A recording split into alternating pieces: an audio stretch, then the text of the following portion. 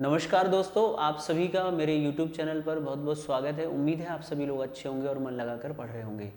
दोस्तों, जैसा कि आप सब लोग जानते हैं कि सीरीज़ में हम लोग बात कर रहे हैं यूनिट 10 के बारे में और अभी तक हम लोगों ने कुछ चीज़ें कवर कर ली हैं, जैसे कि जनजातियों से संबंधित जो संवैधानिक प्रावधान है, जनजातियों का भौगोलिक वितरण है और कुछ प्रमुख जनजातियाँ जैसे कि भील, गोंड, कोल, बैगा। और बैगा जनजाति का कुछ हिस्सा रह गया था जिसे हम आज के लेक्चर में जो है समझेंगे। सबसे पहले आप सभी लोग जुड़ जाएं। आप सभी का स्वागत है। उम्मीद है आप सब को अभी तक जितनी भी क्लासेस बताई उनको बहुत अच्छे से आपको समझ में आया होगा। अब हम बात करते हैं कि लास्ट सेशन में मैंने आप लोगों को बैगा जनजाति के प्रमुख पर्व पढ़ाए थे। यानी देखा जाए तो बैगा जनजाति की कुछ चीज़ें ऑलरेडी हो चुकी हैं, जिसमें बैगा जनजाति की उत्पत्ति के संबंधित किस प्रजाति के थे, भौगोलिक वितरण, इनकी उपजातियाँ, इनके जो प्रमुख विवाह हैं और विवाह के बाद हम लोगों ने पढ़ा था प्रमुख पर्व, जैसे बिदरी बीज बोने का पर्व है, इसमें बादल की पूजा भी की जाती है, हरेली हरियाली अमावस्या, नवाखानी नवा या नवा नए अनाज पर आने पर मनाते हैं। दशहरा हिंदुओं की विजयदशमी से अलग है। दीपावली मूलतः दिवाली का प्रचलन नहीं है, ये भी एक अलग फेस्टिवल है वर्तमान में, क्योंकि हम लोगों के साथ रहते हैं तो मनाते हैं। जवारा साल में 2 बार होता है, माता के लिए है, यानी नवरात्रि पर मनाया जाता है, एक कुंवार में और एक चैत्र में। खेरता पर्व बच्चों द्वारा मनाया जाता है, बहुत इंपॉर्टेंट है। ये सारी चीज़ें मैं आप लोगों को बता चुका था। उसके बाद मैंने आप लोगों को इनका एक बहुत फेमस फेस्टिवल बताया जिसे रसनवा, रतौना या शहद पर्व कहते हैं। अगर आपसे पूछा जाए किस जनजाति में शहद पर्व मनाया जाता है तो वो हमारा गोंड बैगा जनजाति रहेगी। इसमें बैगा अपने आदि पुरुष, जिनका नाम क्या था, बैगा आदि पुरुष जिनका नाम था, बच्चों क्या नाम था बैगा आदि पुरुष का, बैगा आदि पुरुष नंगा बैगा की पूजा करते हैं। इसमें 9वें दिन मधुमक्खियों की पूजा होती है। इसका मुख्यतः आयोजन मंडला में होता है। इसके अलावा अगर आप चाहें तो एक पर्व और लिख लीजिए, उसके बाद हम लोग इनके देवता और नृत्यों के बारे में बात करेंगे। अगर आपसे पूछा जाए कौन सी जनजाति है जो सुअरबाजी पर्व मनाती है, कौन सी, सुअरबाजी पर्व, सुअरबाजी पर्व आप लिख सकते हैं।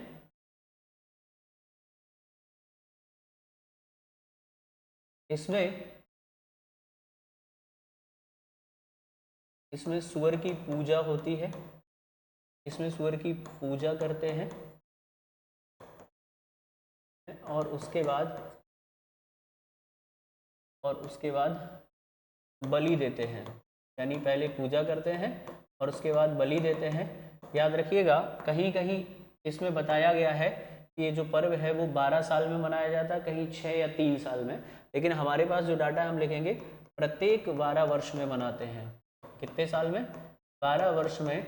ये जो बैगा ट्राइब है कौन सा पर्व मनाती है, जिसको बोलते हैं हम लोग सुअरबाजी पर्व। तो सुअरबाजी पर्व बैगा ट्राइब में मनाया जाता है, जिसमें सुअर की पहले पूजा की जाती है, उसके बाद बलि दी जाती है। तो यहाँ पर हमारे जो फेस्टिवल हैं वो समाप्त हो जाते हैं। इसके अलावा अगर आपको याद हो, क्योंकि मैं 2 दिन से आप लोगों को समझा रहा हूँ, जब मैंने आपको गोंड पढ़ाया था तब भी समझाया था कि गोंड जनजाति की बहुत सारी सिमिलरिटीज बैगा ट्राइब में होती है। तो आप ये भी लिख सकते हैं, बैगा जनजाति द्वारा कौन सा फेस्टिवल मनाया जाता है, मड़ई। बैगा जनजाति का सांस्कृतिक मेला है, एक तरीके से सांस्कृतिक पर्व बोल सकते हैं या मेला बोल सकते हैं। मड़ई वैसे एक मेला होता है, सांस्कृतिक पर्व है। किस जिले का मड़ई फेमस है, तो मुख्यतः मंडला का मड़ई फेमस है। ये हमने गोंड जनजाति में भी लिखा था, सेम है, क्योंकि भाई गोंड और बैगा बहुत सारी सिमिलरिटीज रखते हैं। क्यों रखते हैं सिमिलरिटीज, क्योंकि ये माना जाता है कि बैगा जो है वो गोंड जनजाति की एक उपजाति है। तो ये आपके कुछ फेस्टिवल है, मड़ई है, सुअरबाजी है, रसनवा है, ये बहुत इंपॉर्टेंट है। अब बात करते हैं कि आज हम लोग जो नया पढ़ने वाले वो क्या है। तो देखिए, पहले आप लिखिएगा गोंड जनजाति के प्रमुख, सॉरी गोंड नहीं, माफी चाहता हूँ, बैगा। इतनी सिमिलरिटीज हो गई है कि मैं भी लिखेंगे बैगा जनजाति के प्रमुख नृत्य। तो बैगा जनजाति कौन कौन से नृत्य मनाती है, कौन कौन से नृत्य करती है, माफी चाहता हूँ, नृत्य मतलब खुशी। तो इनमें कौन कौन से नृत्य ये लोग करते हैं, सबसे पहले आप देखेंगे कर्मा है। अब आप कहेंगे सर ये तो आप गोंड ट्राइब में भी करवा चुके हैं। बिल्कुल, मैं बार बार आपसे कह रहा हूं, इनकी सिमिलरिटीज हैं गोंड जनजाति से, ज्यादातर सिमिलरिटीज हैं। तो कौन सा है कर्मा नृत्य? ध्यान से सुनिएगा, मैंने आपको बताया था स्त्री प्रधान है, यानी ये महिलाओं द्वारा किया जाता है, स्त्री प्रधान नृत्य है, नंबर 1। नंबर 2 आपको बताया था यह ऋतु चक्र से जुड़ा है। किससे जुड़ा है? यह ऋतु चक्र से जुड़ा है, ऋतु चक्र से जुड़ा है, जो दशहरे से शुरू होता है, दशहरे से वर्षा ऋतु के प्रारंभ तक, या कुछ किताबों में आपको मिलेगा नए साल तक, नव वर्ष तक मनाया जाता है, वर्षा ऋतु के प्रारंभ तक मनाया जाता है। तो इस प्रकार ये ऋतु चक्र से जुड़ा है, जो दशहरे से प्रारंभ होता है और कब तक मनाया जाता है? वर्षा ऋतु के प्रारंभ तक मनाया जाता है। 2 खास बातें हो गई।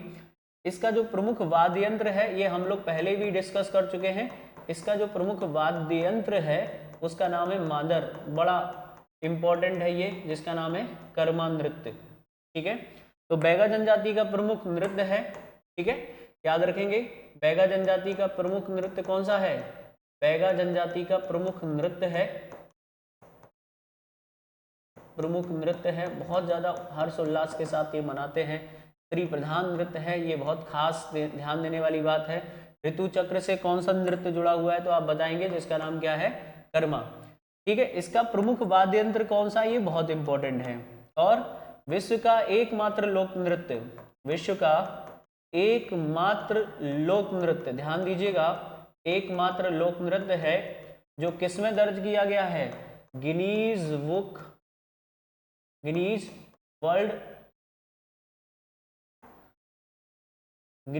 Of world record, Guinness book of world record में दर्ज किया गया है। तो ये याद रखिएगा, इसकी खास बात क्या है कर्मा की? Guinness book of world record में दर्ज किया गया है। और एक और सबसे इंपॉर्टेंट और सबसे निर्णायक बात, इसे लोक नृत्यों का राजा कहते हैं। तो किस नृत्य को लोक नृत्यों का राजा कहते हैं? आप बता सकते हैं। इसे लोक नृत्यों का राजा कहा जाता है और इसका नाम है कर्मा। तो बहुत ध्यान देना है आपको, कर्मा, ठीक है, लोक नृत्यों का राजा है, विश्व का एकमात्र लोक नृत्य है जो Guinness book of world record में दर्ज है। इसका प्रमुख वाद्य यंत्र क्या है? मांदर है। यह ऋतु चक्र से जुड़ा है, जो दशहरे से वर्षा ऋतु के प्रारंभ तक मनाया जाता है। स्त्री प्रधान है, ये होता है कर्मा। अब मान के चलिए कि आपसे कोई पूछे कर्मा क्या होता है, तो आप ऐसे मत करने लगना, मेरा कर्मा तू, मेरा धर्मा तू, मेरा सब कुछ तू, तेरा सब कुछ मैं। नहीं, आपको इसमें ये नहीं बताना है, आपको ये बताना है कि ये गोंड और बैगा जनजाति का प्रमुख नृत्य है। इसके अलावा और भी जनजातियां करती हैं। कर्मा बहुत प्रसिद्ध नृत्य है, लोक नृत्यों का क्या कहते हैं इसे? शुरुआत आप कर सकते हैं, इसे लोक नृत्यों का राजा कहते हैं। यह मुख्यतः गोंड और बैगा जनजाति या उनकी उपजातियों में मनाया जाता है। ऋतु चक्र से जुड़ा है, जो दशहरे से शुरू होता है और वर्षा ऋतु के प्रारंभ तक होता है। अगर आपसे पूछा जाए स्त्री प्रधान नृत्य है, क्या होता है इसमें? अगर आप ज्यादा अच्छे से बताना चाहें तो क्या बताओगे? मैं आपको तरीका बताता हूं। आप लोगों ने एक मूवी देखी होगी शाहरुख खान की। शाहरुख खान उसमें क्या करता है, एक ढोल लेता है और यू स्टाइल में आ जाता है, मोहब्बतें का सीन देखा है आपने? वो ऐसे ढोल बजाता है। तो इसमें क्या होता है कि मांदर जो एक तरीके का नगाड़ा टाइप का होता है बजाने वाला, तो इसमें इस नृत्य में खासकर जो बैगा पुरुष हैं, बैगा युवक हैं, वो मांदर की थाप देते हैं दे दनादन, और जो बताते हैं स्त्रियां हैं या जो युवतियां हैं बैगा जनजाति की, वो अपने आप उनके पैरों से, पैर जो हैं वो समझ रहे हैं आप, यानी नृत्य करने लगते हैं। तो इस प्रकार स्त्री प्रधान क्यों है? पुरुष तो बीच में खड़ा हो जाएगा, दे दनादन नगाड़ा बजाएगा, स्त्रियां आकर जो है नाचने लगती हैं। बहुत फेमस है, याद रखिएगा, कर्मा नृत्य। इससे रिलेटेड बहुत सारी चीजें हैं, लेकिन एग्जाम के लिए लोक नृत्यों का राजा ऋतु चक्र से जुड़ा हुआ है, ध्यान दीजिएगा, आप बता सकते हैं। तो आपको वो मूवी का डायलॉग याद आ जाएगा, मूवी का सीन याद आ जाएगा कि भैया वो शाहरुख खान ऐसे करता है ना, ऐसे और आ जाते हैं लोग नृत्य करने के लिए। ये है कर्मा। आगे बढ़ते हैं। कर्मा के बाद कौन कौन से और नृत्य हैं जो बड़े फेमस हैं इनमें? तो देखो, गोंड जनजाति के बहुत सारे नृत्य इनमें कॉमन हैं। जैसे अगर आपको याद हो तो एक सैला नृत्य होता था। कौन सा है? सैला नृत्य। तो बैगा जनजाति भी सैला नृत्य करती है, क्योंकि ये भी तो गोंडों की एक उपजाति मानी जाती है, उनसे रिलेटेड है। इसके बाद अगर आप देखेंगे तो एक रीना नृत्य होता है। ये थोड़ा सा बड़ा फेमस है, रीना नृत्य।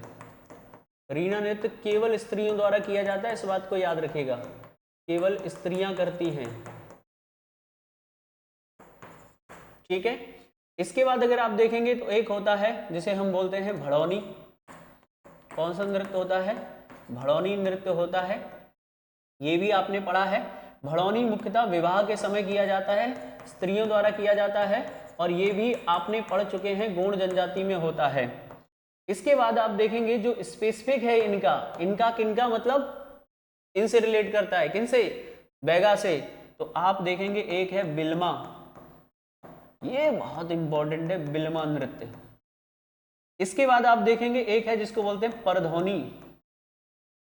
परधौनी नृत्य सबसे ज्यादा एग्जाम में पूछा जाता है, परधौनी। इसके बाद अगर आप देखेंगे एक है दादरिया, दादरिया नृत्य। एक है झरपट, झरपट नृत्य। ठीक है। और एक है दशहरा नृत्य बोलते हैं। कौन सा है? दशहरा नृत्य बोलते हैं।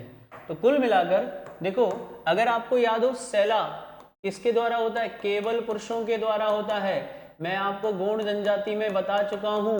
अगर आपको याद हो सैल का मतलब क्या होता है? सैल का मतलब पर्वत। कि जो गोंड होते थे वो पर्वतों पर, पहले जब सैनिक थे तो पर्वतों पे करतब दिखाते थे, उसे कहते सैला, पर्वत से बना है। तो वैसे ही ये बैगा में भी होता है। रीना स्त्रियों के द्वारा किया जाता है, याद रखिएगा, स्त्रियों से रिलेटेड नृत्य है, बहुत फेमस है, उसी में स्त्रियां नाचती हैं। भड़ौनी विवाह के समय जो है मंडप के नीचे होता है। लेकिन अब आता है हमारा बिल्मा। इसे याद रखने का सबसे बढ़िया तरीका क्या है? बोले सर, आपने देखा हो एक मूवी में कोई गाना था, वो बलमा। तो बलमा और बिल्मा मतलब ये मिलन का और विरह का गीत है। यानी जो गोंड बैगा जनजाति के युवक युवतियां जब आपस में मिलते हैं तो संभवतः प्रेम का प्रतीक है, प्रेम से रिलेट करता है बिल्मा। ठीक है, तो याद रखिएगा। परधौनी ये बहुत इंपॉर्टेंट है, पूछा जाता है। कब होता है? कई बार पूछा गया है, कई बार एग्जाम में आ चुका है, कई बार। आपको लगेगा सर आप तो हर किसी नृत्य के बारे में बोल रहे हो। मोस्ट इंपॉर्टेंट है, कई बार। परधौनी नृत्य विवाह के समय बारात के आगमन पर पुरुष द्वारा किया जाता है, पुरुष द्वारा किया जाता है।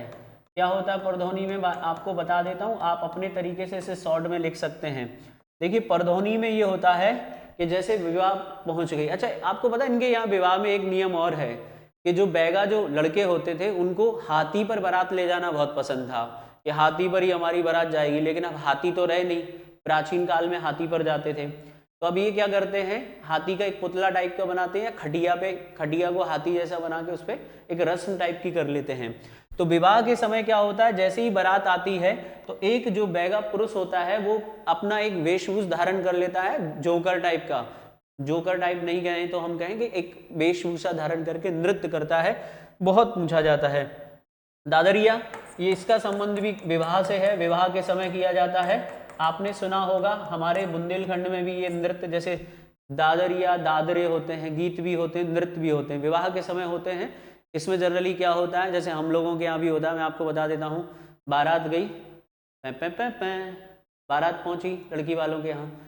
लड़की वालों के यहाँ जब मंडप के नीचे लड़के वाले बैठे होते हैं तो लड़की वालों की जो महिलाएं होती हैं वो देती हैं गारी लड़के के पापा को, लड़की की मम्मी को, लड़के के भैया को, लड़के के जितने भी रिश्तेदार सबको देती हैं गारी, वो भी शुद्ध देसी गारी। तो गारी दी जाती है इसमें। दादरिया, झरपट, यह कर्मा का एक भाग है, कर्मा नृत्य का क्या है, कर्मा नृत्य का भाग है, याद रख सकते हैं आप। इसमें कुछ शरीर के अंगों से करतब, झरपट या अलग अलग चीजें की जाती हैं। और दशहरा, दशहरे पर होता है, परंतु मैं आपको पहले ही कह चुका हूं बैगा जनजाति में दशहरा वो नहीं है जिसे हम मनाते हैं, इनका दशहरा अलग होता है, इसे दशहरा बोलते हैं। इनके यहाँ दीपावली भी मूलतः नहीं चलती। तो प्लीज ये नोट डाउन कर लीजिए जल्दी से। प्लीज जल्दी लिख लीजिए।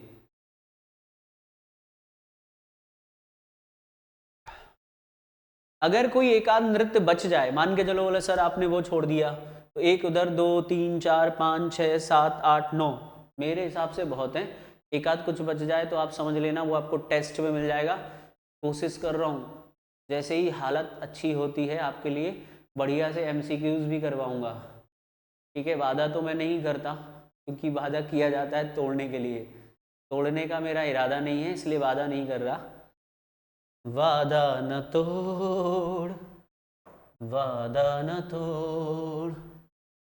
चलिए नृत्यों के बाद चलते हैं हम लोग बैगा जनजाति के देवता, बैगा जनजाति के प्रमुख देवता, बैगा जनजाति के प्रमुख देवता। तो बैगा जनजाति के जो प्रमुख देवता हैं आप ध्यान से सुनेंगे उन देवताओं के बारे में। देखिए बैगा जनजाति के जो सबसे प्रमुख देवता हैं हम पहले उन्हीं के बारे में बात करेंगे, वो हैं बूढ़ा देव। कुछ जगह पर आपने इनको बूढ़ा देव या बड़का देव कहा है, ये इनके कुल देवता हैं या लिखेंगे यह पीढ़ियों की रक्षा करने वाले। समझ में आया? और पीढ़ियों की रक्षा कौन करता है? ये पीढ़ियों की रक्षा करने वाले देवता है। अगर मैं दूसरी भाषा में कहूँ, अगर मैं दूसरी भाषा में कहूँ तो मैं क्या लिख सकता हूँ इनको? मैं ये भी तो लिख सकता हूँ ये कुल देवता है, यानी बैगा जनजाति के कुल देवता हैं जिनका नाम है बूढ़ा देव। बहुत इंपॉर्टेंट है, बूढ़ा देव, बड़का देव, यानी सबसे पुराने बैगा, पहले बैगा। ठीक है, याद रखिएगा। दूसरा लिखेंगे इनका निवास, इनका निवास जो है वो साल वृक्ष है। क्या है? साल वृक्ष माना जाता है। एग्जाम में बहुत पूछा जाता है, बूढ़ा देव का निवास स्थान कौन सा वृक्ष माना जाता है? साल। कुछ किताबों में आप देखते हैं तो साल की जगह साज लिखा रहता है। हम साल को ही क्यों मानेंगे बेटा? क्योंकि जिस क्षेत्र में बैगा ट्राइब पाई जाती है उस क्षेत्र में बहुतायत है साल वृक्ष की। साल वृक्ष की एक खूबी है। बोला सर क्या खूबी है? इसके लिए चाहिए लाल और पीली मिट्टी। दूसरी इसकी खास बात है, इसके लिए वर्षा का परसेंटेज ज़्यादा चाहिए। तो हम ये जानते हैं कि दक्षिण पूर्वी मध्य प्रदेश में सबसे ज़्यादा वर्षा होती है और वहीं पर ये वृक्ष होता है। साल के घने जंगलों के बीच रहते हैं हमारे बैगा। ठीक है, तो याद रखिएगा इनका निवास साल वृक्ष है। तीसरी खास बात आपको लिखना है,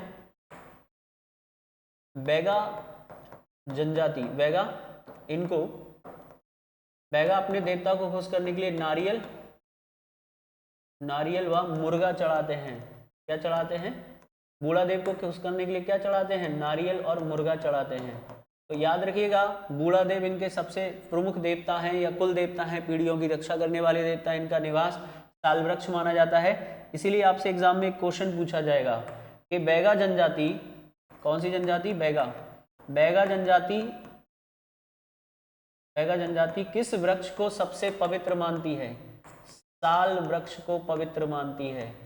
साल वृक्ष को पवित्र किस हद तक मानती है बताते हैं। साल वृक्ष को पवित्र मानती है, पूछे कैसे?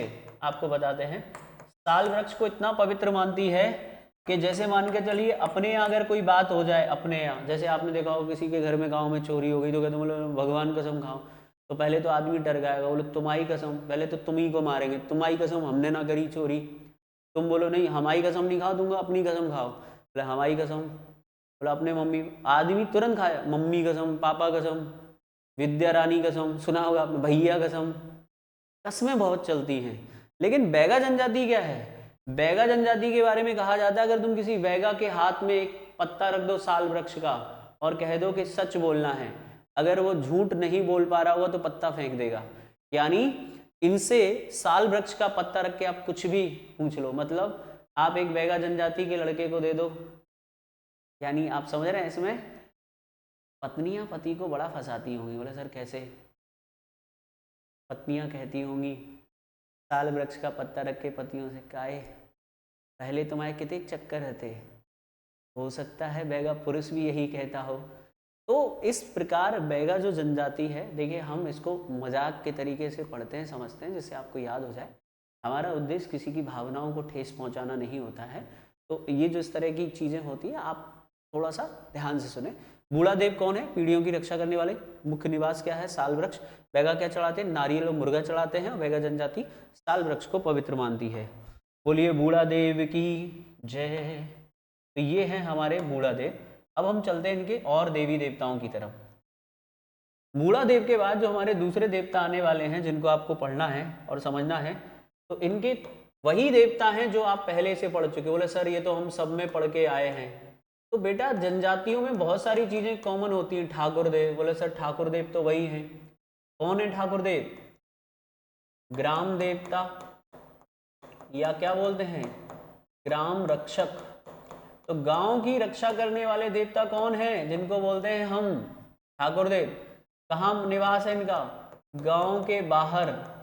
गांव के बाहर एक वृक्ष पर इनका निवास मानते हैं। ठीक है, गांव के बाहर एक वृक्ष पर इनका निवास मानते हैं। बस याद रखिएगा क्या काम है? गांव की रक्षा करना। तो गांव की रक्षा करने वाले देवता ठाकुर देव। तो बहुत इंपॉर्टेंट है ठाकुर देव। सभी जनजातियों में मिलेंगे, गौड़ में भी मिलेंगे, इनमें भी मिलेंगे। एक हमने खैर माता भी पढ़ी है। इनको हम यहाँ पे इसलिए लिख रहे हैं क्योंकि ये कौन है? ये ग्राम देवी हैं। ग्राम, गांव की रक्षक देवी। यह कौन है? यह ग्राम देवी हैं। जैसे वो ग्राम देवता है, ये ग्राम देवी हैं। ठीक है, याद रखिएगा खैर माता। अच्छा, इनके बारे में आप ज्यादा क्या समझ रहे हैं? देखो क्या होता है जनरली, ठाकुर देव कौन है? इनका कोई आकार नहीं है। गांव के बाहर एक वृक्ष होगा, हो सकता है महुआ का हो या साल वृक्ष हो या कोई और भी हो सकता है। तो जनरली शायद महुआ वृक्ष होता है। तो उसके बाहर दो चार मड़िया यानी पत्थर के वो रख दिए जाते हैं, वहां पे चढ़ाते रहते हैं। यानी इनका कोई आकार नहीं है और उन्हीं की मड़िया में छोटे से जो बनी होती है उसी मड़िया में बिठाया जाता है खैर माता को। ये ग्राम देवी हैं। इनका काम है गाँव की रक्षा करना। तो देवियों में ग्राम देवी और पुरुषों में कौन है? ठाकुर देव। इसके बाद आपके आ गए वही देवता, कौन से? प्लस सर दूल्हा देव। सुना है आपने दूल्हा देव? दूल्हा देव लिख लो। बीमारियों को दूर करने वाले देवता हैं। बीमारियों को दूर करने वाले देवता। सभी देवताओं से दूल्हा देव। इसके बाद है नारायण देव। नारायण देव आपको बता चुका हूं ऑलरेडी, कहाँ रहते हैं? घर की दहरी में। घर की दहरी में निवास है और इनका भी कोई आकार नहीं है। इसके पीछे इनकी मान्यता है कि ये जो नारायण देव हैं वो क्या करेंगे? घर की रक्षा करेंगे। घर में कोई बुरी व्याधि नहीं आने देंगे, बीमारी नहीं आने देंगे। ठीक है, याद रखिएगा। इसके अलावा है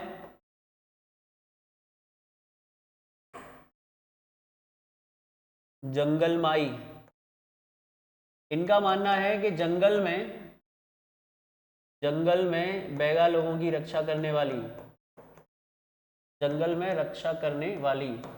अब आपको पता है कि बैगा जो जनजाति वो घने जंगलों में रहती है। तो घने जंगलों में दो लोगों से इनका आमना सामना होता है, एक शेर और बाघ, टाइगर एंड लॉयन। तो उनसे रक्षा करने के लिए या जंगली जीवों से रक्षा करने के लिए ये लोग जाते हैं। तो रास्ते में गुजरते हैं तो वहाँ पर जंगल माई जो होती है उनकी पूजा करते हैं, उनको मत्था टेकते हैं। जैसे हम लोगों में होता है, कहीं जब हम ट्रैवल कर रहे होते हैं तो एक्सीडेंट से बचने के लिए कुछ हमारे ऐसे देवता हैं जिनको हम लोग रुक कर करते हैं। जैसे हमारे यहाँ, अगर मैं अपने घर के पास की बात करूँ या ग्वालियर के पास, तो जब हमें दतिया की तरफ जाते हैं या ओरछा की तरफ जाते हैं तो बीच में हमें जौरासी वाले हनुमान जी महाराज मिलते हैं। हम हमेशा वहाँ रुकते हैं। अगर मैं मुरैना की तरफ जा रहा हूँ, धौलपुर आगरा की तरफ जा रहा हूँ, तो वहाँ देवरी वाले बाबा मिलते हैं जहाँ पर हमेशा हम रुकते हैं। तो ऐसे ही हैं, आप याद रखिएगा। ठाकुर देव, खैर माता, दूल्हा देव, नारायण देव, जंगल माई। प्लीज नोट कर लीजिए इनको जल्दी से।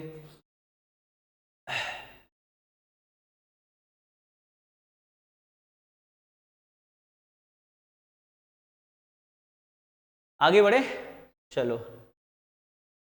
एक और देवता है, अगर आप चाहो लिख सकते हो, बघेश्वर देव। बघेश्वर देव, बघेश्वर देव बाघ की पूजा करते हैं। बाघ की पूजा करते हैं, तो बाघ को मानते हैं बघेश्वर देव। मैंने आपसे कहा ये बघेश्वर देव की पूजा करते हैं जिससे बाघ इनको नहीं मारते, क्योंकि इनके खेतों में जो खेती करते हैं वह बाघ ऐसे आ जाते हैं जैसे अपने घर में कोई भी आ रहा हो। बाघ आएंगे, इनको देखेंगे, निहार लूं देखेगा, मुस्कुराएगा, चला जाएगा। बोलते हैं कि हम बागेश्वर देव की पूजा करते हैं। बागेश्वर मतलब बाघेश्वर, बाघों के राजा, इसलिए वो हमको वो नहीं पहुंचाते। और ये मानते हैं कि शेर तो हमारी मुट्ठी में है, क्योंकि खुद को शेर का बड़ा भाई कहते हैं। बैगा ट्राइब में कहावत है कि बैगा की ललकार से शेर की दाढ़ बन जाती है। प्लीज, ये देवता हैं। चलिए, उम्मीद है आपको देवता अच्छे से समझ में आ गए होंगे। क्या मैं ऐसा मान लूं कि आपको देवता अच्छे से समझ में आ गए? जल्दी बताइए। तो ठाकुर देव, खैरमाई, नारायण देव, दूल्हा देव, बागेश्वर देव और ये सारे देवता हो गए। अब हम लोग चलते हैं नेक्स्ट आगे। अब किसकी चर्चा करनी है?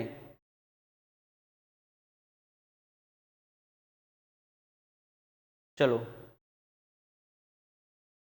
अब हम लोग यहाँ पर एक बहुत अच्छी नोट लिखने वाले हैं, और मैं चाहता हूं कि आप मेरी तरह चीज़ों को याद रखें। बोले सर कैसे? बैगा जनजाति, बैगा जनजाति, बैगा जनजाति के पुरोहित को, बैगा का अर्थ ही पुरोहित होता है, लेकिन बैगा जनजाति के पुरोहित को क्या कहा जाता है? तो इसके लिए एक शब्द है बेवात। बेवात, ये बहुत इंपॉर्टेंट हो जाएगा। क्या कहा जाता है? बेवात कहा जाता है। ठीक है, अभी तक अगर आप ध्यान से देखें तो मैंने आपको 4 जनजाति पढ़ाई हैं। कितनी? 4 जनजाति। और 4 जनजाति के पुरोहित देखो ऐसे बताए हैं। ये हो गए बैगा। बैगा जनजाति का पुरोहित क्या कहलाता है बच्चों? बैगा जनजाति का पुरोहित कहलाता है बेवात। ठीक है, बैगा से पहले हमने पढ़ा था कोल। कोल जनजाति के पुरोहित को क्या कहते हैं? भुईहार। अगर आप ये याद हो रहा है और आपको ये समझ में आ रहा है तो ये समझो कि आप बहुत सही जा रहे हैं। और अगर आपसे पूछा जाए सर कोल से पहले क्या पढ़ाई थी? गोंड। तो गोंड जनजाति में पुरोहित को क्या कहते हैं? देवरी। क्या कहते हैं? देवरी। और भील जनजाति में पुरोहित को क्या कहते हैं? तो भील जनजाति के पुरोहित को कहते हैं भगत, भगत या मदबो। याद रखिएगा। तो ऐसे अगर आप कंपैरिजन करना सीख गए, जैसे मैंने पूछा कौन सी ट्राइब का गांव को क्या कहते हैं, कौन सी ट्राइब के गांव के मुखिया को, तो सबका याद होना चाहिए। ठीक है, चलो आगे बढ़ते हैं। तो बेबाक आप याद रखेंगे, बेबाक याद रखिए और बेबाक बनिए। बेबाक, अपनी बात को बेबाकी से रखिए। आगे लिखेंगे आप, क्या पढ़ेंगे अब आप? सामाजिक संरचना, यानी इनका खान पान, भोजन, और क्या रह गया है?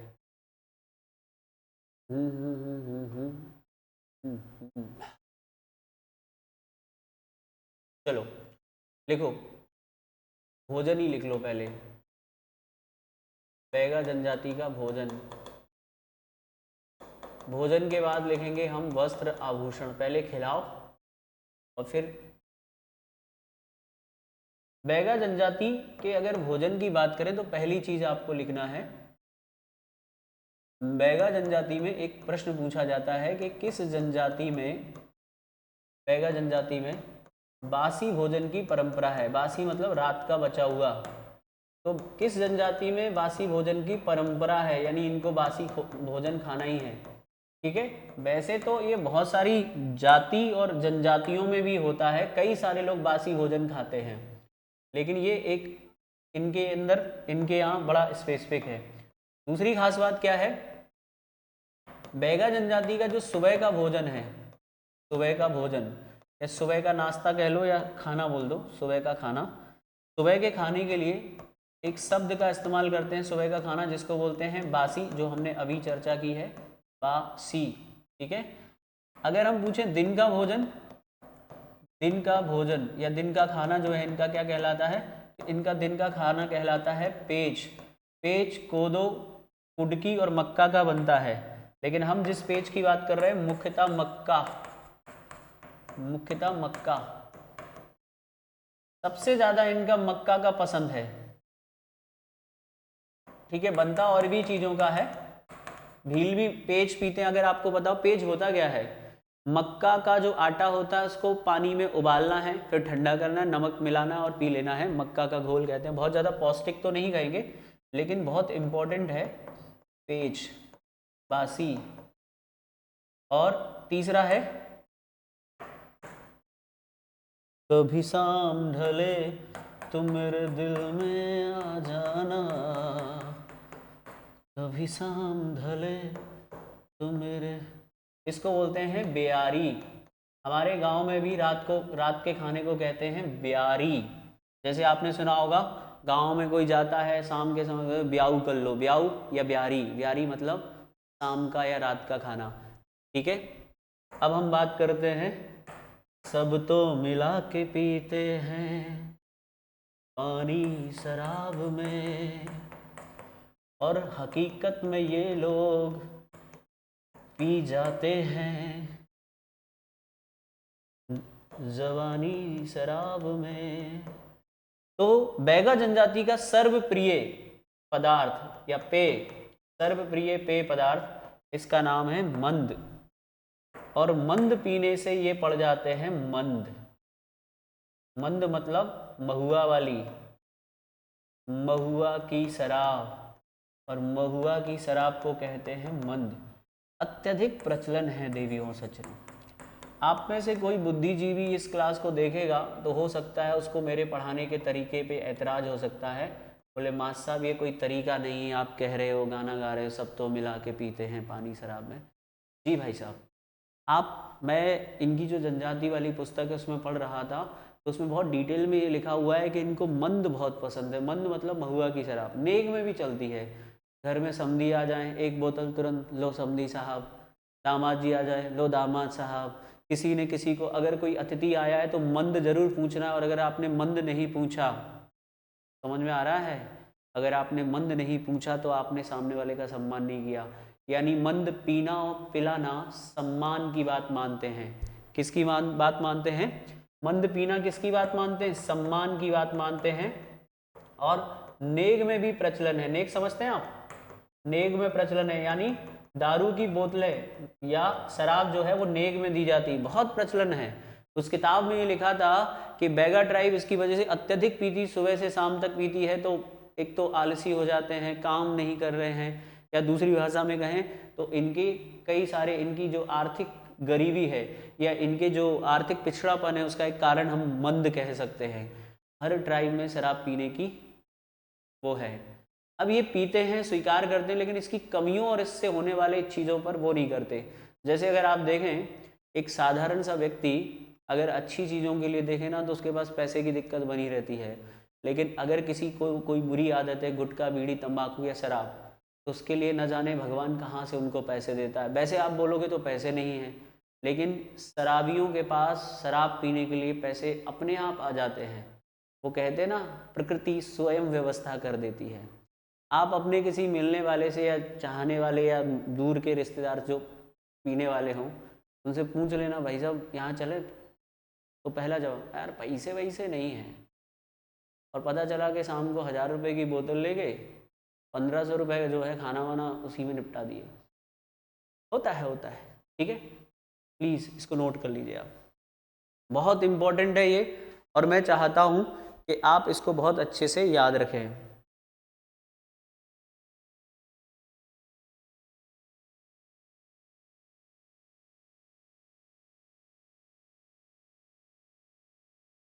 ठीक है, चलिए आगे बढ़ते हैं। यहाँ से देखो, ऐसा नहीं है, ध्यान से सुनिएगा, ऐसा नहीं है कि ये लोग और नहीं खाते हैं, और चीज़ें नहीं खाते हैं। जैसे दाल भात भी बड़े चाव से खाते हैं, दाल भात ही खाते हैं। अब मैं जो चीज़ बताने वाला हूँ उसको आप बहुत गौर से देखिएगा। येलो कलर ले रहे हैं हम नोट के लिए।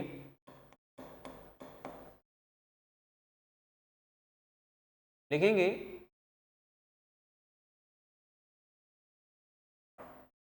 बैगा जनजाति, बैगा जनजाति मुख्यतः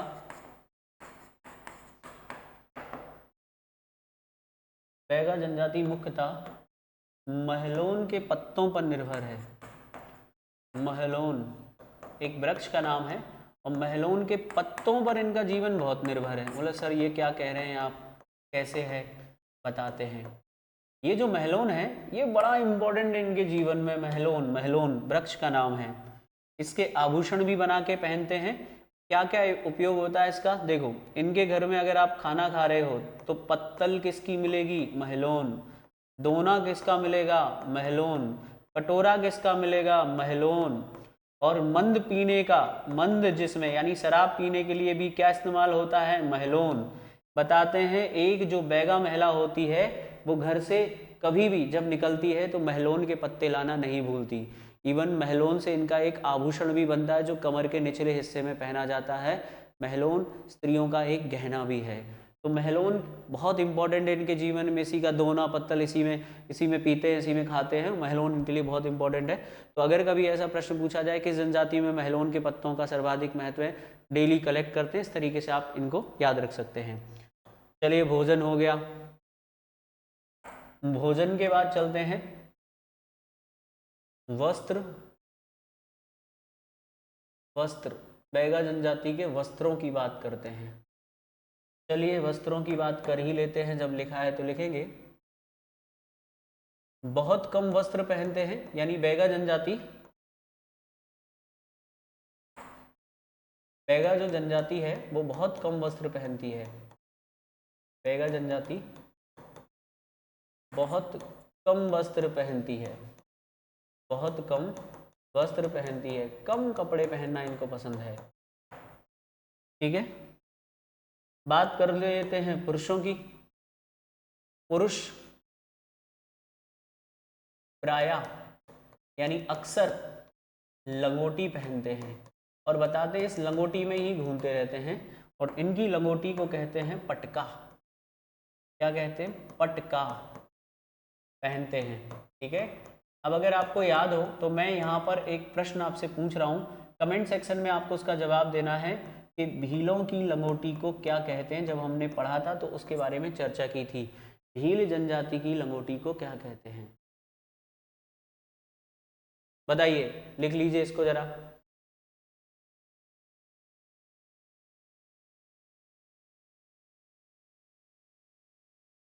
चलिए हो गया ये। अब मान लीजिए कि पुरुष ने कपड़े पहने भी हैं तो क्या पहनेगा, पुरुष दो चीजें पहनेगा। एक को हम बोल सकते हैं हतोस। हतोस मतलब शर्ट या कमीज, कमीज यानी शर्ट।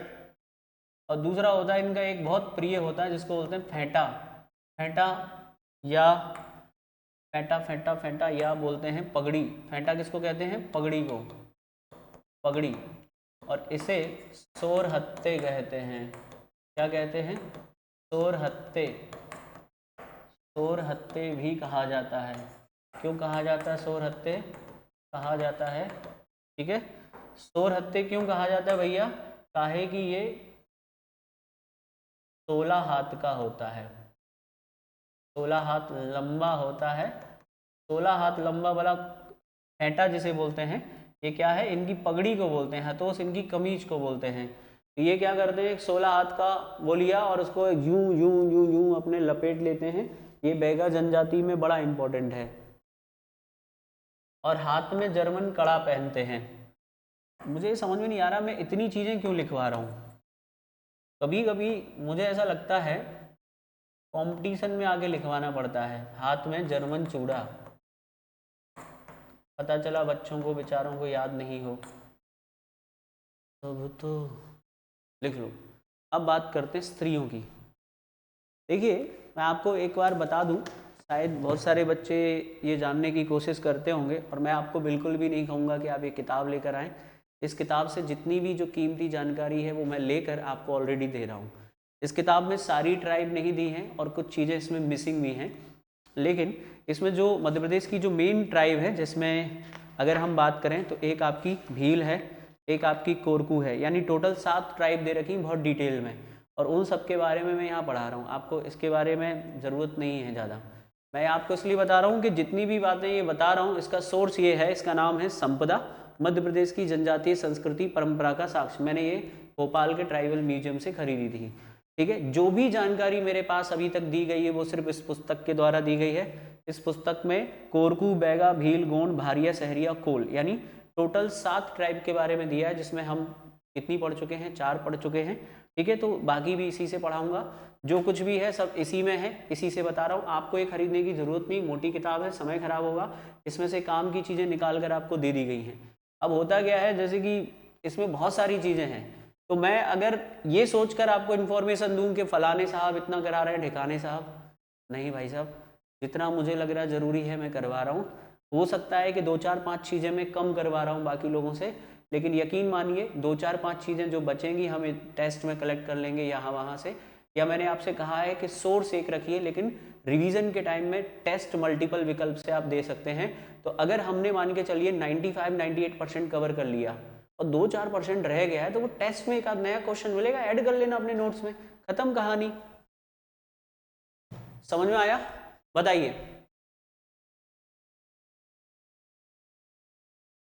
चले, ये पुरुषों के वस्त्र हो गए।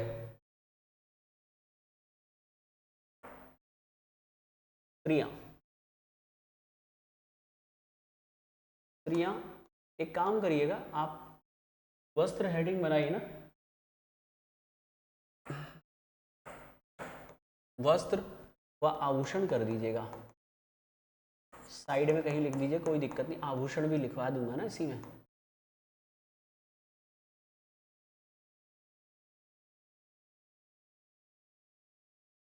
स्त्रियां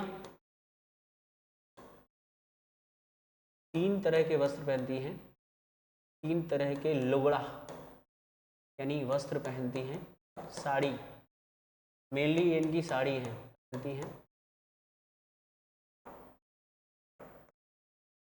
एक है जिसको बोलते हैं मूंगी,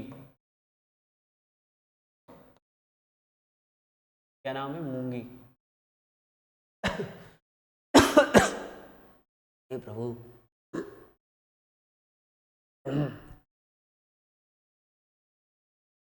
चलिए,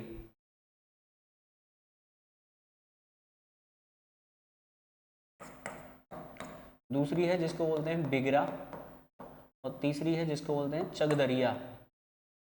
चगदरिया, देखो इनमें क्या खास बात है, ये सब उसी किताब में दिया हुआ है। इनकी जो ये वस्त्र हैं, ये पनिका जनजाति बनाती है, पनिकाओं द्वारा निर्मित, क्योंकि इस क्षेत्र में पनिका जनजाति भी रहती है ना। तो पनिका वो होते हैं, आपने सुना होगा, पनिका जनजाति वो होती है जो कपड़े बनाती है, सूती, सूत यानी कॉटन से बनाती है। तो याद रखिएगा, पनिकाओं द्वारा ये कपड़े बनाए जाते हैं। मूंगी सर्वप्रिय वस्त्र है, सर्वप्रिय है। अगर पूछा जाए कि बैगा जनजाति की महिलाओं को कौन सी साड़ी सबसे ज़्यादा पसंद है, मूंगी। ठीक है, बिगरा, जिसमें ज़्यादा साड़ियों के बारे में जानता नहीं हूँ, 2 पल्लू होते हैं, पल्लू लटके गोरी का पल्लू लटके, मैंने तो बस ये गाना सुना है, बाकी पल्लू 2 होते हैं इसमें, या ऐसा कुछ है इसमें। चकदरिया, यह सफ़ेद साड़ी होती है, आप कहोगे तो देख के बता दूंगा, यह सफ़ेद साड़ी होती है। ठीक है, लेकिन सबसे अच्छी, सबसे पसंदीदा जो बैगा जनजाति को, बैगा स्त्रियों को सर्वाधिक प्रिय है, सर्वप्रिय है, वो है मूंगी। तीनों साड़ियाँ किसकी बनी हैं? तीनों साड़ियाँ बनी हैं सूत यानी कॉटन। प्लीज़ नोट कर लीजिए, बिगरा, शायद अगर कुछ लिखना हो तो देख कर लिखाना पड़ेगा, बिगरा में रहने दो, ये प्लीज़ नोट कर लीजिए आप।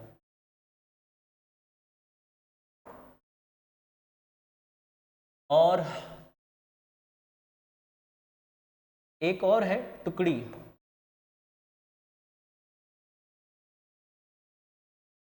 केवल विधवा स्त्रियां पहनती हैं, केवल विधवा स्त्रियां पहनती।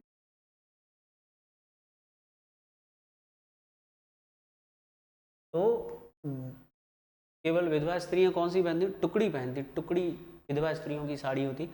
ये तीनों की तीनों साड़ियां हैं साड़ियां। मूंगी कलरफुल होगी, स्त्रियों को ज़्यादा पसंद है। बिगरा 2 पल्लूदार है, अगर शॉर्ट में लिखना हो तो 2 पल्लू वाली, साड़ी में 2 ही पल्लू तो होते हैं। मतलब इसमें क्या होता है, बड़ा जड़ी बूटी का काम होता है, वर्क किया जाता है। आप तो ऐसे ही लिख लो बस इतना, केवल विधवा स्त्रियां पहनती हैं। अब आ जाओ, तरकुल के बारे में पढ़ाना है अब आपको। तरकुल तरकुल तरकुल तरकुल।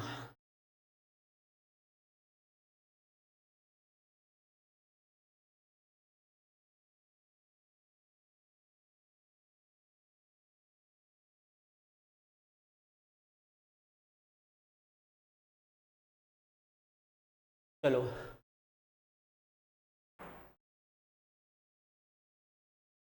देखेंगे, बैगा स्त्रियां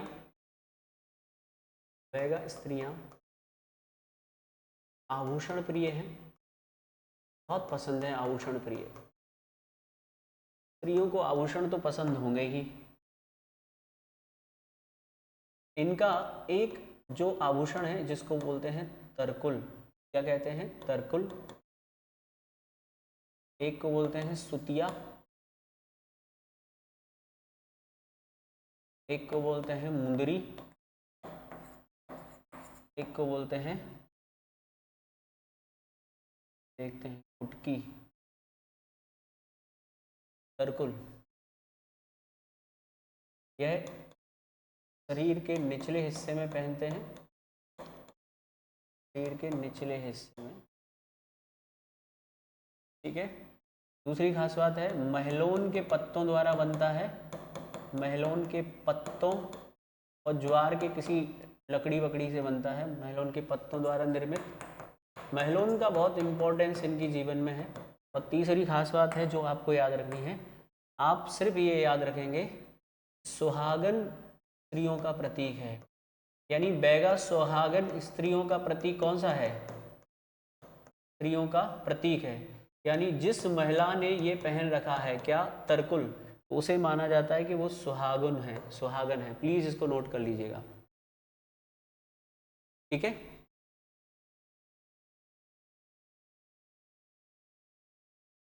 एक और नाम लिखें, इसे टुकड़ी भी कहते हैं, टुकड़ी,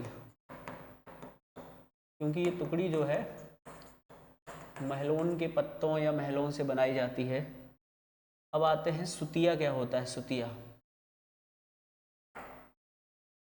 अगर आपको आज की पढ़ी हुई चीज़ें कल याद रहें तो इसका मतलब आपकी क्षमता अच्छी है। अब आपको करना क्या है, जब आप इनको पढ़ रहे हैं ना, तो क्लास के बाद इनको मन में दोहराना है कि भैया वो बैगा जनजाति में तरकुल क्या होता है, आभूषण है स्त्रियों का, सुहागन स्त्रियों का प्रतीक है। और दूसरा है सुतिया, चांदी का गले का हार, हार गले में ही पहना जाता है। सी मुंदरी, मुंदरी मतलब होती अंगूठी, आपने सुना होगा गांव में अंगूठी को मुंदरी कहते हैं। क्या कहते हैं? मुंदरी कहते हैं। चुटकी, एक चुटकी सिंदूर की कीमत तुम क्या जानो। चुन्नी बाबू, रमेश बाबू, क्या नाम है, पैर में पहनते हैं। प्लीज ये आप नोट कर सकते हैं। मुझे लगता है कि ये एग्जाम में पूछा जा सकता है, तरकुल किस जनजाति से संबंधित है। मुझे लगता है ये भी एग्जाम में पूछा जा सकता है। चुटकी बैगा स्त्रियों का सर्वप्रिय श्रृंगार है। तो बैगा स्त्रियों का सर्वप्रिय श्रृंगार कौन सा है? तो बैगा स्त्रियों का सर्वप्रिय श्रृंगार है जिसको कहते हैं चुटकी। एक चुटकी सिंदूर की कीमत तुम क्या जानोगे, चुन्नी बाबू या रमेश बाबू, ऐसा कुछ आप याद ना करें।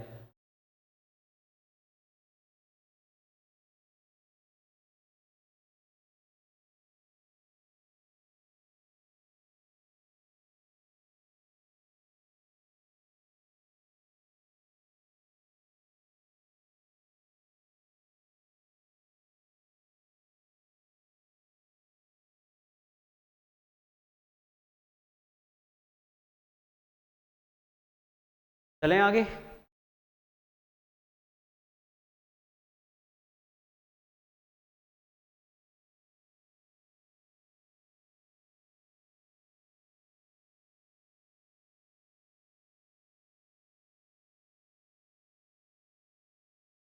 तो भैया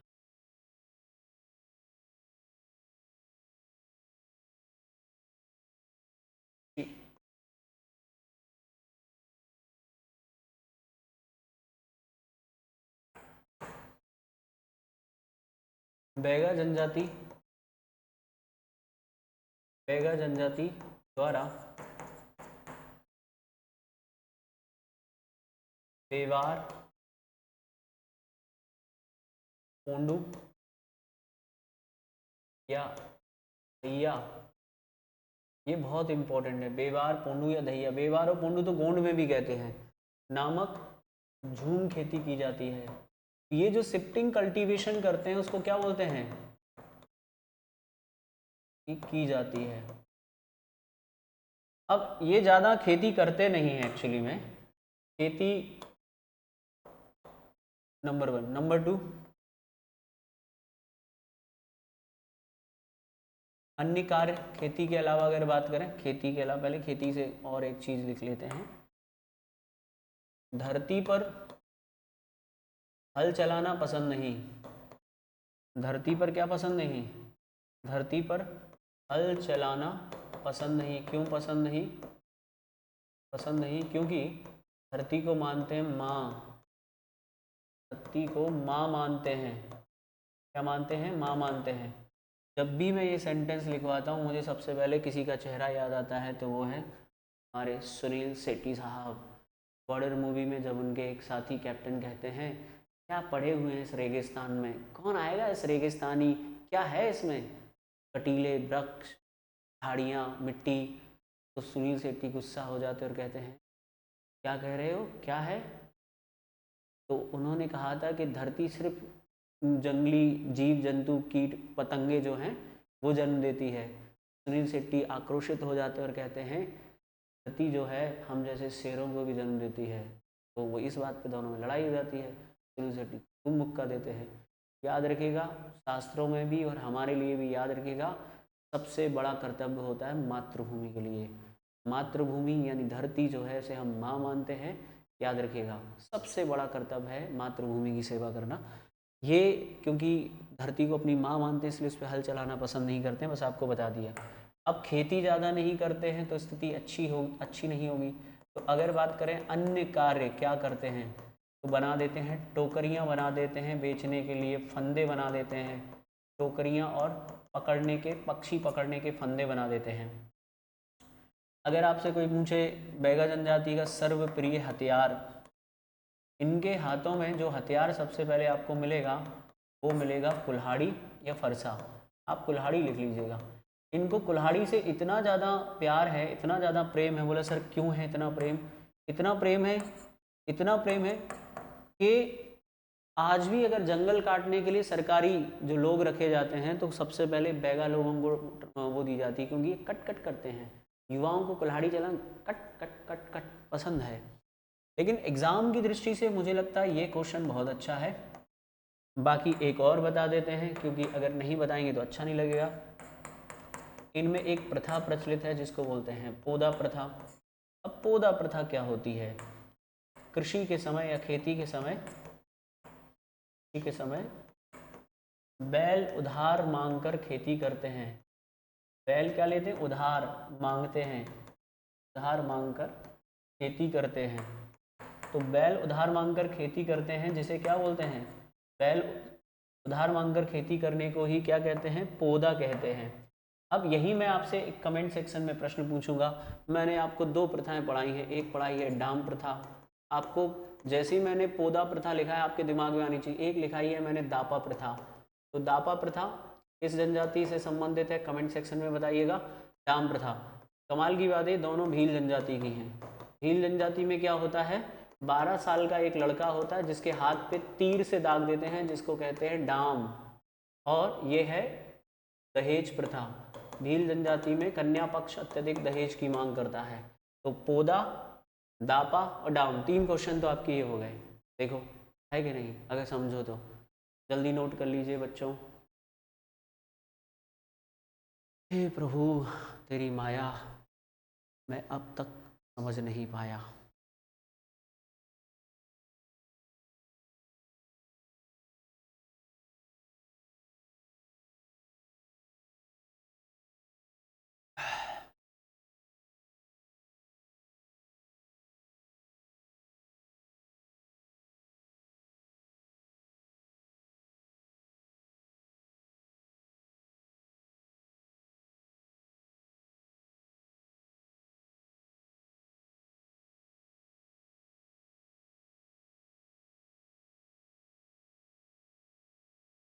आगे बढ़े।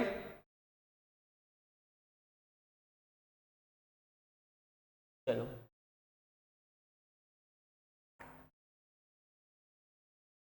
बड़ा महत्वपूर्ण है बैगा जनजाति के गांव को। मैं शायद पहले लिखवा चुका हूँ, लेकिन इस किताब में मुझे आपको बता दूँ, अब इसमें थोड़ा सा मैं कंफ्यूज हूँ क्या लिखाऊँ। जो किताब मैंने आपको दिखाई उसमें बैगा जनजाति के गांव को बैगा टोला कहा गया है। क्या कहा गया है? बैगा टोला कहा गया है। ठीक है, बैगा टोला कहा गया है। लेकिन इससे पहले अगर मैं कहूँ, जितनी भी हमारी पब्लिकेशन है, जैसे कि आप सब बच्चों में बैगा टोला कहा जाता है, आप सब में आप जानेंगे कि सबसे ज़्यादा लोकप्रिय किताबों में एक शामिल है। इस बैगा टोला में 5 से लेके 25 घर होते हैं। 5 से 25 घर का जो होता है उसे गांव कहते हैं, जिसको बैगा टोला कहा गया है। लेकिन अगर मैं बात करूं 2 अन्य किताबों में, जैसे कि आप परीक्षा धाम की बात करेंगे या निर्माण की बात करेंगे, तो उसमें गांव को पूर्वा कहा गया है। ठीक है, क्या कहा गया है? गांव को पूर्वा कहा गया है। और अभी तक यही प्रचलन में था, मैंने भी पिछली बार पूर्वा ही पढ़ाया था। ठीक है, तो पूर्वा कहा गया है गांव को। अन्य पुस्तकों में कहा गया है। तो आप देख लीजिएगा, अगर आपको पूर्वा मिलता है, अगर पूर्वा नहीं मिलता है तो आपको बैगा टोला मिलेगा। जनजातीय पुस्तक में बैगा टोला कहा गया, उसमें लिखा है कि बैगा जनजाति के गांव को जिसमें 5 से 25 घर होते हैं उसको बैगा टोला कहा जाता है। मुझे ऐसा लग रहा है, संभवतः जो मैं समझ पा रहा हूँ, क्योंकि ये 5 से 25 जो घर हैं वो हो सकता है एक छोटे गांव को हो, जिसे मोहल्ला टाइप का हो, उसे बैगा टोला कहते हो। जब ये बहुत सारे घर एक जगह होते होंगे या बहुत सारा जो बैगा टोला होते होंगे, तो हो सकता है उसके लिए पूर्वा शब्द का इस्तेमाल, यानी पूर्वा मतलब हो सकता है। इसको हम सर्च कर लेंगे, अगली क्लास में मैं आपको क्लियर कर दूंगा। ठीक है, ध्यान दीजिएगा। मतलब मेरा काम है आपको सही और सटीक जानकारी देना। दूसरा लिखेंगे आप, बैगा जनजाति, बैगा जनजाति के घर में अतिथियों के लिए एक बंगला होता है। इसके लिए अतिथियों के लिए एक घर होता है जिसको बोलते हैं बैगा बंगला। तो बोलते हैं बैगा बंगला, इसमें अतिथियों के लिए रखा जाता है, बैगा बंगला होता है। अतिथियों का बड़ा सम्मान करते हैं, अतिथि सत्कार में विश्वास रखते हैं। अतिथि सत्कार में कौन विश्वास रखते हैं? बैगा ट्राइब। आप इनके घर पहुंचे हो, अगर आप रिश्तेदार हो तो आपको तुरंत मंद ऑफर कर देंगे, मंद या मदाइन जिसको कहते हैं, नहीं शराब। और अगर आप अपरिचित हैं तब भी आपके पहले हाथ पैर धुलाएंगे, भोजन खिलाएंगे, बड़ा सम्मान करते हैं बैगा बंगला। ठीक है, तो एक ये हो गया। अब लास्ट उस पे चल रहे हैं हम लोग, बिल्कुल लास्ट एंड पे।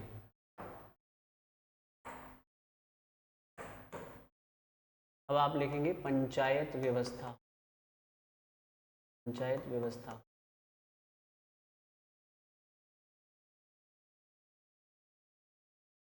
मोस्ट लिखेंगे बैगा जनजाति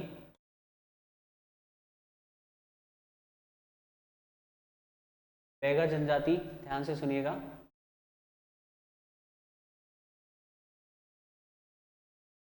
बैगा जनजाति की धुरी, धुरी मतलब जिस पर वो टिकी हुई है, धुरी पंचायत व्यवस्था है। पंचायत व्यवस्था है, यानी इसका मतलब ये है कि बैगा जनजाति के लोग पंचायत के बाहर जो है बिल्कुल भी कुछ नहीं करते, पंचायत के सभी फैसलों को मानते हैं और बहुत डरते हैं अपने नियमों कानूनों को तोड़ने के लिए। तो बैगा जनजाति की धुरी पंचायत व्यवस्था है। मैंने ये शब्द गलत अंडरलाइन कर दिए हैं, एक सेकेंड, इसको ऐसे याद रखिएगा। बैगा जनजाति की धुरी क्या है? पंचायत व्यवस्था है। लिखेंगे इसमें 5 प्रमुख सदस्य होते हैं। 5 प्रमुख सदस्य होते हैं जिनको आपने सुना होगा, पंच कहते हैं, सदस्य होते हैं। और हम इनके नाम देख लेते हैं जो हमको पढ़ना भी है। के नाम है, सबसे ऊपर होता है मुकद्दम। अब बोला सर मुकद्दम कितना आसान हो रहा है बेटा। बोला सर कैसे? याद करो, गोंड जनजाति के मुखिया को मुकद्दम महतो या गोटिया कहते थे, याद आ रहा है आपको? या मुकद्दम कहते थे, मुकद्दम याद रखो, वो तो हम उसमें चले गए हैं। होल ट्राइब में गोटिया मिल जाएगा आपको। मुकद्दम कौन होता है? मुकद्दम गांव का मुखिया। गांव का मुखिया कैसे बोल सकते हैं? पूर्वा जो गांव है उसका मुखिया, या जो बैगा टोला है उसका मुखिया। गांव का मुखिया होता है, गांव के सभी कार्य इसी के उससे होते हैं। गांव का मुखिया है, शॉर्ट में लिख रहा है, हम इतना डिटेल में क्यों जाएं। दूसरा जो अधिकारी है उसको बोलते हैं, कहीं कहीं इसकी जगह पे दीवान, कहीं कहीं गलती से दीवार लिख गया है, कहीं कहीं दवार लिख गया है, वैसे दीवान है। ये मुकद्दम का सहायक होता है, यानी मुखिया का सहायक। गांव के सारे काम, छोटे बड़े झगड़ों को निपटाना, कुछ भी काम वो किसके माध्यम से होंगे? मुकद्दम। और मुकद्दम की सहायता कौन करेगा? इसके बाद होता है जिसको बोलते हैं कोटवार। कोटवार, कोटवार गांव की सुरक्षा करने वाला अधिकारी, गांव की सुरक्षा करने वाला। बेसिकली ये शासकीय होता है, गवर्नमेंट जॉब वाला होता है, और इसका काम होता है सूचना देना, है ना, लोगों को बुलाना वगैरह वगैरह। ये शासकीय सेवक होता है, यानी शासकीय सेवक होता है, याद रखिएगा। जिसका काम होता है, जैसे कि मान के चलो मीटिंग बुलानी है तो सूचना देना, नगाड़ा बजाना है तो। इसके बाद आ जाइए तो होता है सम्रत।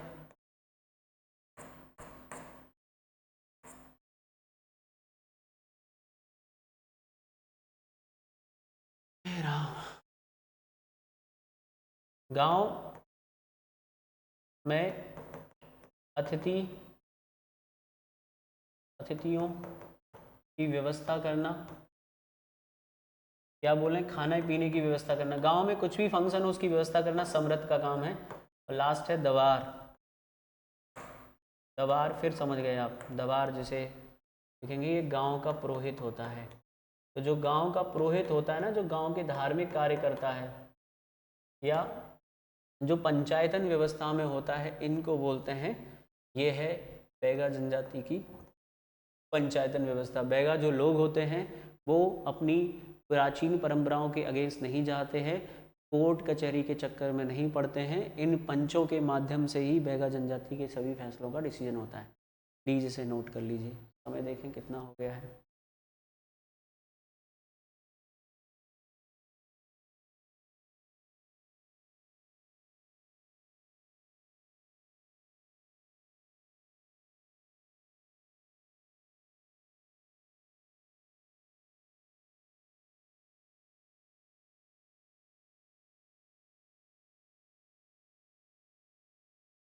चलें आगे।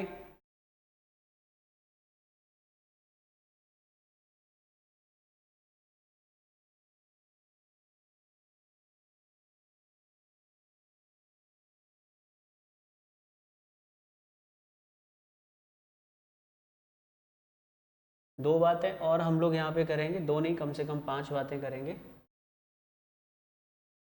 देखिएगा, बैगा जनजाति में, बैगा जनजाति में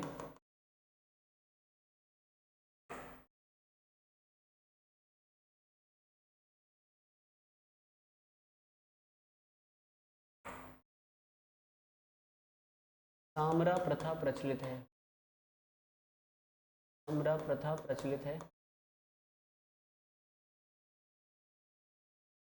क्या होती है? मृत्यु के समय, मृत्यु के सबके मुंह में, मृतक के मुंह में, मृत्यु के समय मृतक के मुंह में सोने चांदी के सिक्के रखना, सोने व चांदी के सिक्के रखना, यानी ये मृतक उससे है।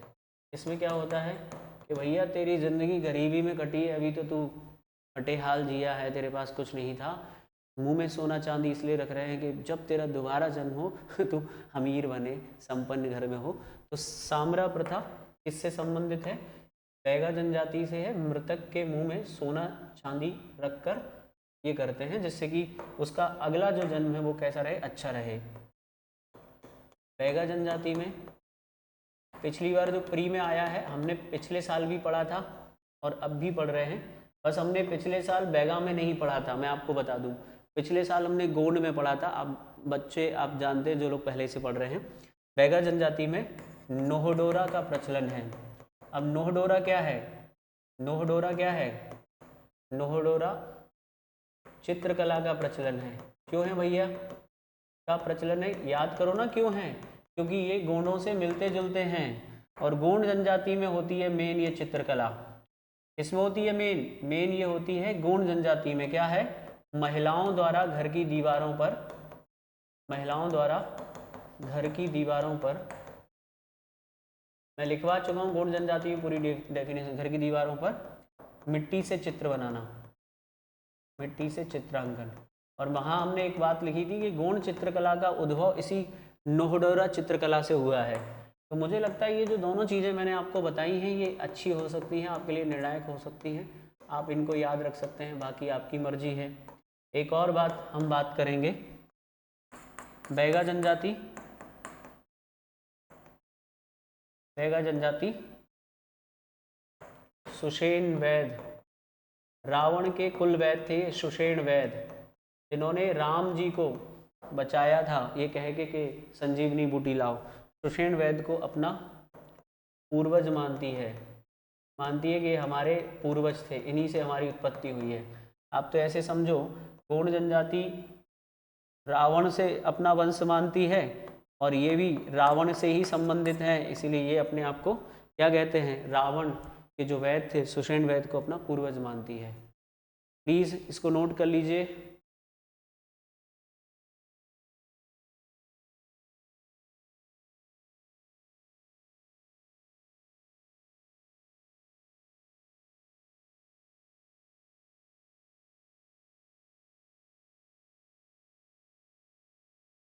चलें आगे, दो बातें और हैं, मैं सोच रहा हूँ इन्हीं को भी लिख देते हैं हम, इनको भी क्यों छोड़ें, और ख़त्म कर देते हैं बैगा ट्राइब को हमेशा के लिए। बैगा जनजाति, अगर आपसे पूछा जाए कौन सी भाषा बोलती है, तो बैगा जनजाति जो है, क्योंकि वो बघेलखंड की तरफ रहती है, तो छत्तीसगढ़ी का विकृत रूप बोलती है, छत्तीसगढ़ी का विकृत रूप बोलती है, विकृत रूप यानी मोस्ट ऑफ दी छत्तीसगढ़ से सिमिलरिटी है, रूप बोलती है। मैं नहीं कह रहा हूँ, ये कह रहे हैं एक विद्वान। कौन कह रहे हैं, बता देता हूँ, रसेल एवं हीरालाल के अनुसार। रसेल एवं हीरालाल कौन है, ये रसेल एवं हीरालाल, इन्होंने ट्राइब से बहुत अध्ययन किया है और इन्होंने एक किताब लिखी है, जिस किताब में इन्होंने, हीरालाल भारतीय रहे होंगे और रसेल विदेशी रहे होंगे, इन्होंने एक किताब लिखी है ट्राइब्स एंड कास्ट। कौन सी, ट्राइब्स एंड कास्ट, ये कुछ नाम है, ट्राइब्स एंड देयर कास्ट या ट्राइब्स एंड कास्ट्स। इसमें जो है याद रखिएगा, नामक पुस्तक में इन्होंने बताया है कि ये लोग छत्तीसगढ़ी भाषा बोलते हैं। बाकी आप एक किताब तो पहले लिख के आए ना, द बैगा, द बैगा नामक पुस्तक, द बैगा नामक पुस्तक किसकी है, बैरियर एल्विन की है। तो बैरियर एल्विन ने कौन सी पुस्तक लिखी थी, द बैगा, ये भी इम्पोर्टेंट है।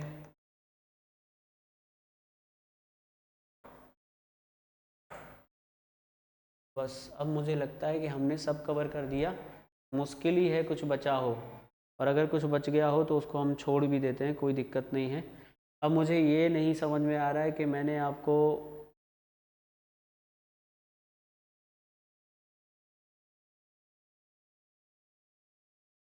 आ तो नहीं रहा, अगर नहीं होगा तो आप कमेंट करके बता ही देंगे। पंधरी एक आभूषण है या रह गया है स्त्रियों द्वारा सिर पर धारण करने वाला, सिर पर धारण करने वाला आभूषण। एमसीक्यूज में मिला था तो मैंने आपको बता दिया, फंदरी बोलते हैं। और मलंदा, पक्षियों को पकड़ने वाला फंदा।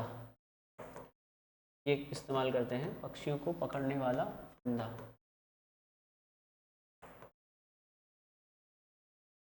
ठीक है, फंदरी और मलंदा। मलंदा कहाँ आएगा, प्लीज इसको नोट कर लीजिए।